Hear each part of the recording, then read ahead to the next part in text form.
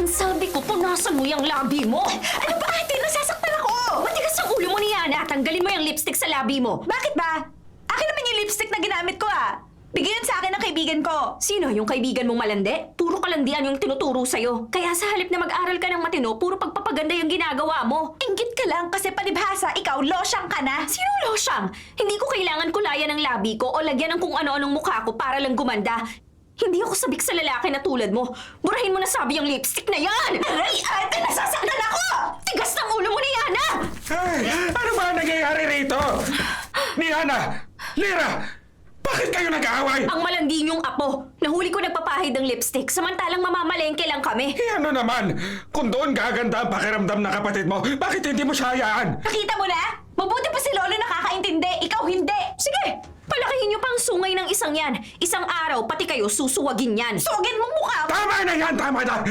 Kung mamamalengke ka, lumarga ka na. Hayaan mo na rito si Niana. Sinong katuwang ko magbuhat ng bibilhin ko? Bahala ka! Inaaway mo kasi ako eh! Lolo, kaya namimihasa yung isang yan eh. Palagi mong kinakampihan. Masyado ka lang masungit, Lira. Dapat luwag-luwagan mo ang pagtrato mo sa kapatid mo dahil dalawa lang kayo. Dalawa lang kayo na apo ko.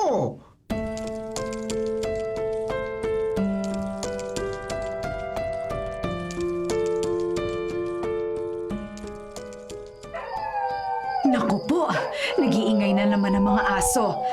Aling Elena, umuwi na kayo at mahamog na. Malalim na ang gabi, baka sipunin kayo. May dahilan ng pag-alulong ng mga aso, Maya. Ano naman po ang dahilan? Nakakita na naman sila ng multo. May magpapakita ang kapre. Mangangailangan siya ng mapapangasawa. Ano? Ay, si Aling Elena talaga. Masyadong maraming nalalaman. Hindi na uso ang kapre, tikbalang, aswang at manananggal. Moderno na ang panahon ngayon, hindi na ho totoo yan. Ang panahon ay para lamang gulong. Tahimik ngayon, bukas ay kababalaghan. Naku, ewan ko sa inyo. Kung ayaw nyo pang umuwi, ako uuwi na. Ayoko mahamugan at mahirap magkasakit ngayon. Mahal ang gamot. Mahal ding magpa-doktor. Sino kaya ang susunod na biktima ng kapre?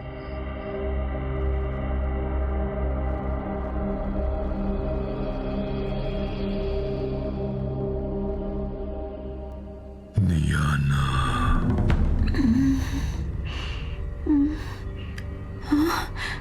Sino tumatawag sa akin? Nananaginip ba ako? Niana. Nasaan ka? Magpakita ka sa akin! Hindi pa panahon. Pero gusto kong malaman mo. Ikaw ang pinili ko. Pinili na ano? Na isama sa aking kaharian. Sino ka bang talaga? Isang nilalang na pwede kang bigyan ng kayamanan na matagal mo nang inaasam-asam. Kayamanan? Talaga? Pwede mong ibigay sa akin lahat ng magugustuhan ko? Higit pa sa gusto mo. Talaga? Magpakita ka na sa akin! Isa ka bang prinsipe? Isang mayamang hari? Paano ko makukuha yung ibibigay mo sa akin? Sumama ka sa akin. Ha? Pero hindi ko alam kung sino ka, kung ano ka, kung taga saan ka. Mayroon akong kaharian. Naroon lahat ng gusto mo. Ibibigay ko yun sa'yo. Sumama ka lamang sa akin. Sige, sasama ako sa'yo sa 3 kondisyon. Anong kondisyon? Kapag naibigay mo ang lahat ng kondisyong sasabihin ko, sasama ako sa'yo. Gusto ko makita ang kayamanan mo. Pagbibigyan kita. Sabihin mo, Niana, ano ang mga kondisyon na hihilingin mo?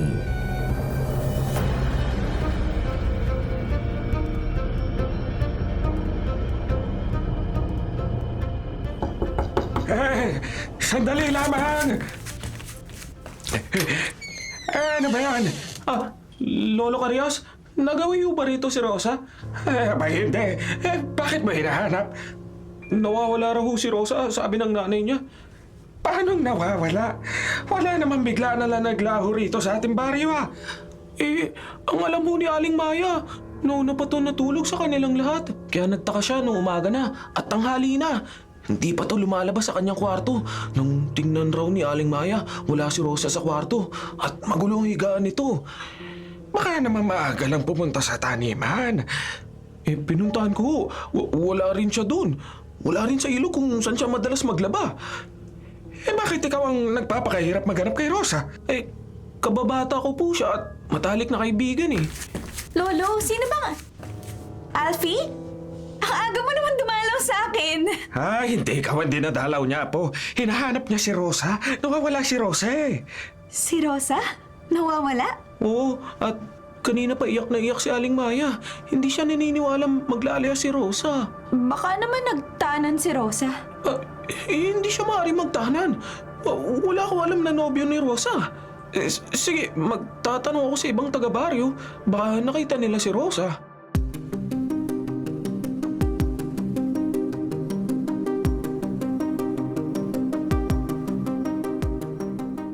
Hindi nawawala si Rosa.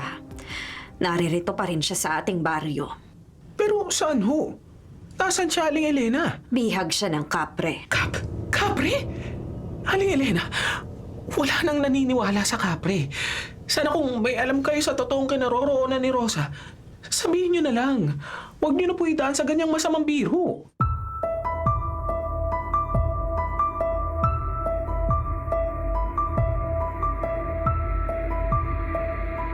Tinupad ko na ang una mong kondisyon. Oo, napatunayan kong totoo ka nga. Dahil nawawala si Rosa. Talagang nawawala si Rosa. Pero saan mo siya dinala?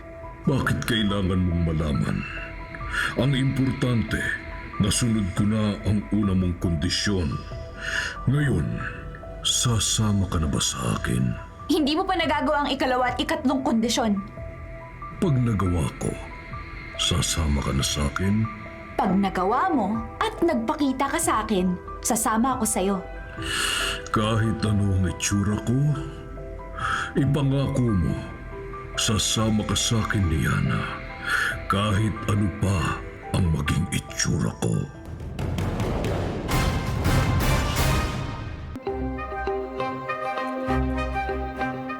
Hindi pa rin ba natatagpuan si Rosa? Hindi pa rin, Lira. Ay, kawawa naman si Aling Mayo. Hindi na yata natutulog. At di na rin kumakain. Sa kaisip at kahanap kay Rosa.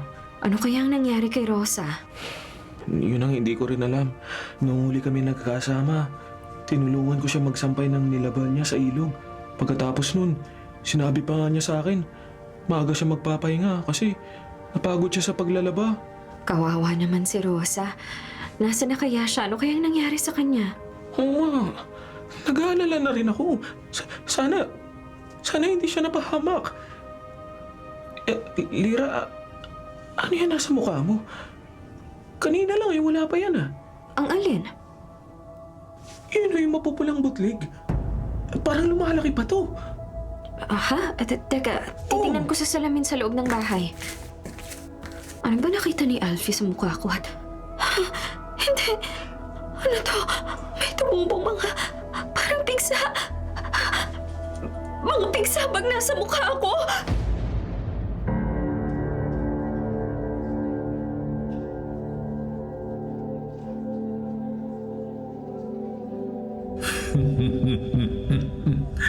Nakikita ko sa aking diwa, nangyari na ang ikalawang kondisyon ni Niana.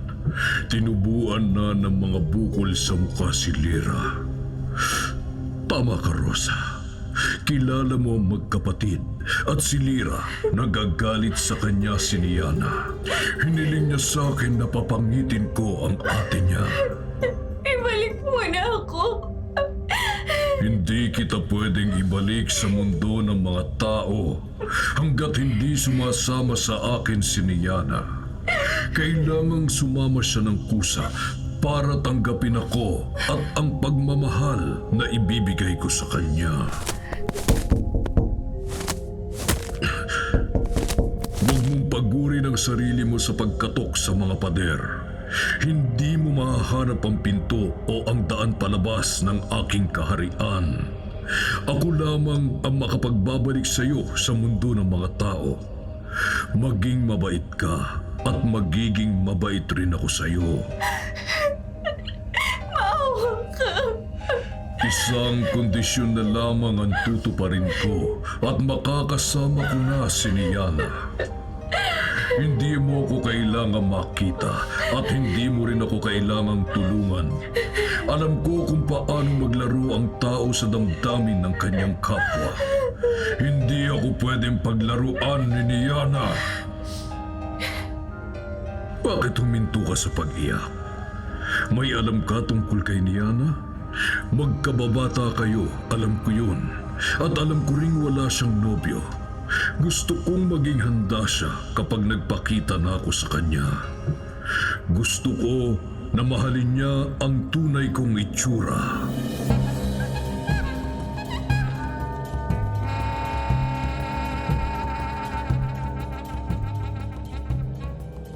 Mang David, tulungan niyo ako. Ano nangyayari sa akin? Bakit tumubo mga pigsang to sa mukha ko? Lira, huminahon ka. Kailangan tawasin muna kita para malaman ko ang dahilan. Ayoko pumangit. Sino pong gumawa nito sa akin? Bakit ako nagkakaganito? Huminahon ka. Hindi kita matutulungan kung natataranta ka. Maupo ka at sisimulan ko ang pagtatawas. Mang David, tulungan niyo ako. Oo, Lira. Maupo ka. Pumirmi ka ng upo. Ilubog mo ang mga paa mo rito sa tubig at sisimulan ko na ang pagtatawas sa'yo. Kumikirot ang mga pigsa sa mukha ko. Natatakot ako. Baka sabay-sabay ito pumutok at tuluyang masira ang mukha ko. Ayan, nakikita ko na. Hindi. Hindi. Mang David, bakit? Anong nakita mo? Anong dahilan ng mga pigsa sa mukha ko?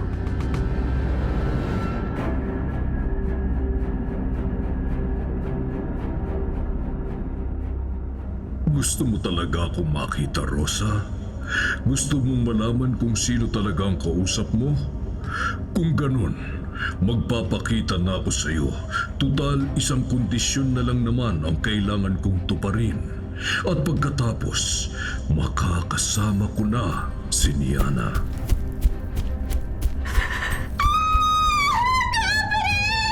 Isa ka kapre!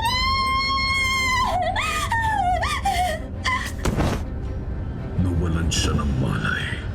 Pero hindi ko pa siya pwedeng ibalik sa mundo ng mga tao. May isa pang kondisyon na kailangan kong gawin. Kapag nakumpleto ko na ang 3 kondisyon, may isasama ko na rito sa aking mundo ang babaeng gusto ko, si Niana.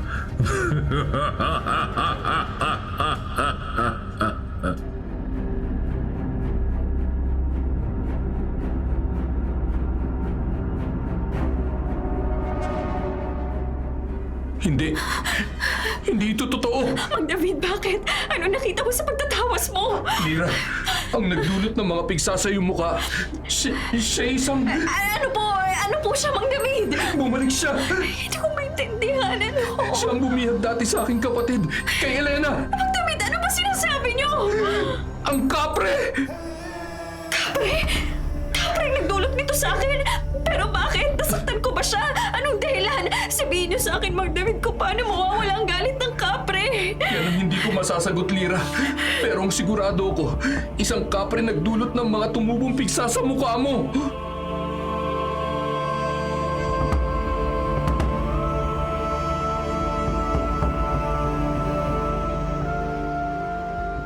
Miana, anong kinalaman mo sa nangyari sa akin, ha?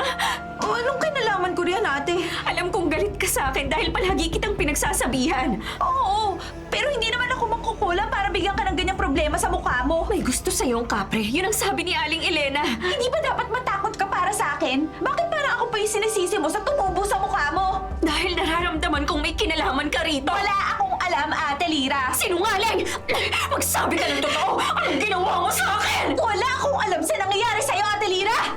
Kung totoo mang kapre ang gumawa niyan sa'yo, siguro nakita niyang inaapi mo ako, kaya pinarusahan ka niya. Wala akong kinalaman dyan. Maniwala ka! Maniwala ka, ate! Ano ba?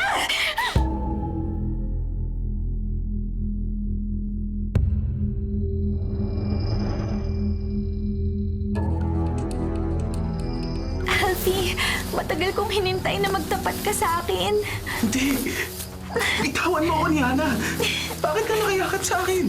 Pero ikaw ang unang yumakap sa akin. May kung anong kapabalagan nangyayari sa baryo natin. Una, si Rosa biglang nawala. Pagkatapos ang ate mo, tinubuan ng kung ano sa kanyang muka. At ngayon, ito ako. Nakikipagyakapan sa'yo. Alfie, nagtapat ka sa akin ng pag-ibig. Hindi ako yun. Ang ibig ko sabihin, ako nga, pero hindi ko yung gusto. May kung anong sumanib sa akin at pinasa ako sabihin na masalitang yun. Nagawa ko ng 3 kondisyong ibinigay mo. Ngayon, kailangang sumama ka na sa akin. Hindi, ang boses na yun. Jose, sino yun? Ako ang tunay na nagmamahal sa'yo. Hindi kita mahal, mahiwagang lalaki. Si Alfie ang gusto ko. Pero tinupad ko na ang lahat ng kondisyon na ibinigay mo. Ibinigay ko yun dahil hindi ko gustong sumama sa'yo. Hindi mo ko pwedeng linlangin. Nagawa ko na at binabawi ko na rin yung pakikipagkasundo ko sa'yo. Hindi mo na yun mababawi. Sino ang kausap mo ni Ana? Saan nanggagaling ang boses na yun? Narito ako. Sa taas ng puno! Totoo na ka, pre! Hindi!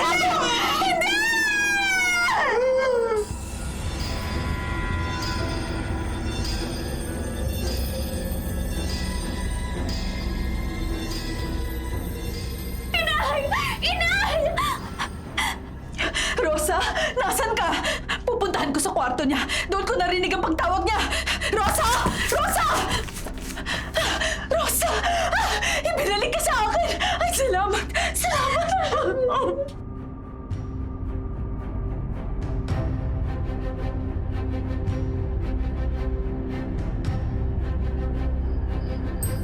Nilinlang mo ko, babae. Hindi ako sasama sa'yo!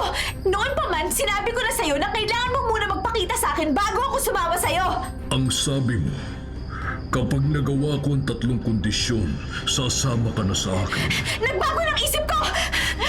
Hindi ako sasama sa'yo! Alvin, tulungan mo ako! Ipagtanggol mo ako sa kanya!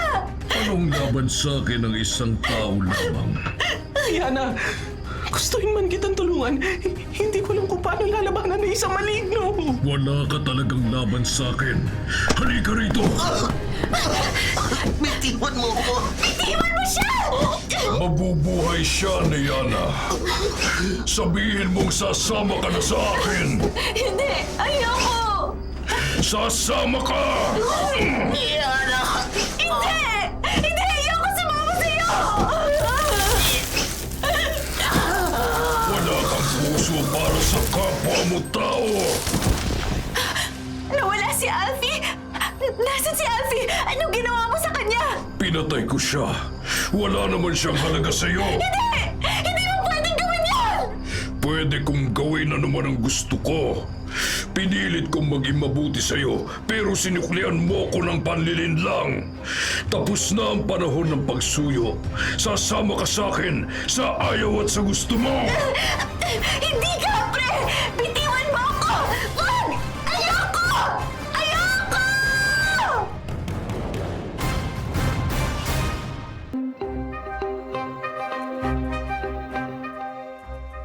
Sigurado ako, Lira. Isang kapre ang gumawa sa'yo ng... Lira, ang mukha mo. Bakit ho, Mang David? Lalo bang dumami ang pigsa sa mukha ko? Hindi. Tingnan mo rito sa salamin. Tingnan mo mukha mo. Akin na. Mang David, anong ginawa mo? Anong orasyon ang idinasal mo? Wala. Ang totoo, nag-iisip pa ako kung paano natin kakausapin ang kapre. Pero tingnan mo nangyari. Wala na mga pigsa. Malinis ng mukha ko. Magaling na ako. Uuwi na ako, Mang David. Ipapakita ko kay Lola yung mukha ko. Malinis na to. Wala na masasakit na pigsa. Oo, pero... Lira, Bakit, Mang David? Hindi ka ba natutuwa na inalis na ng kapre yung sumpa niya sa akin?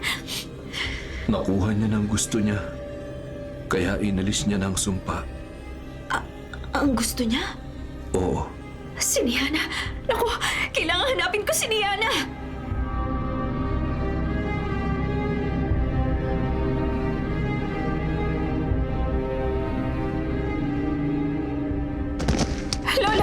Ano pong ingay yun?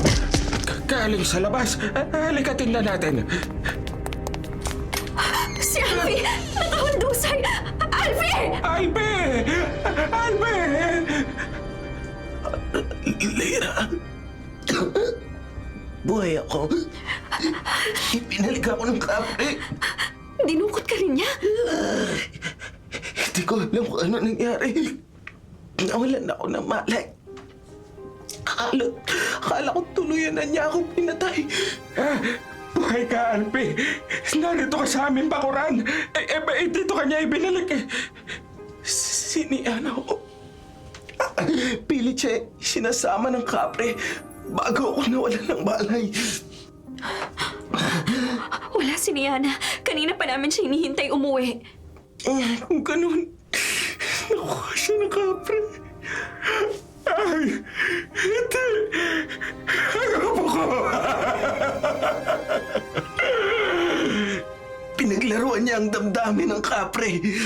Sa pilitan siya kinuha nito. Napahamak si Niana dahil sa kataasan ng loob niya. Hindi siya marunong magpakumbaba at makiusap. Panahon na lang ang makapagsasabi kung ibabalik siya sa amin ang kapre. Wala na tayong magagawa. Ito ang kabayaran sa paghangad ni Niana ng masama sa ating lahat.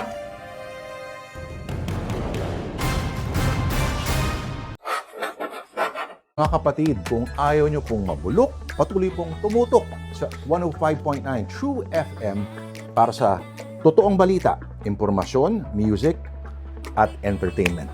Mag-subscribe po sa aming YouTube channel, pati na rin sa podcast namin at sundan kami sa Facebook, sa Instagram, X, at TikTok sa @TrueNetworkPH.